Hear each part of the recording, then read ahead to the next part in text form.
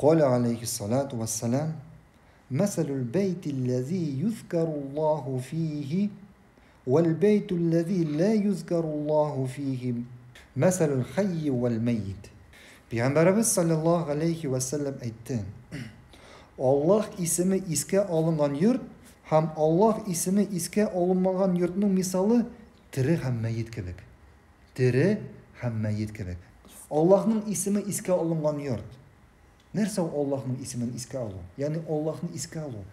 Namaz oku, uraza tutu, Kur'an oku, ilim alı, şerhi kitap oku, zikir itu, Bismillah deb aytu, aşar aldından Bismillah deb aytu. Bedrafga kirganda dua oku, chiqqanda, uydan chiqqanda, kirganda bular barisi Allah'ni zikr etu.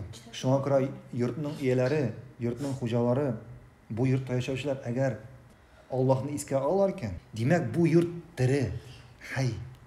Endi yurtning egalari ibodat qilmaylar ekan, namoz o'qimaylar ekan, Allah'ni esga olmaylar ekan, bilsinlar. Onlar yaşagan yurt, o'lgan yurt. Yani mayit simon.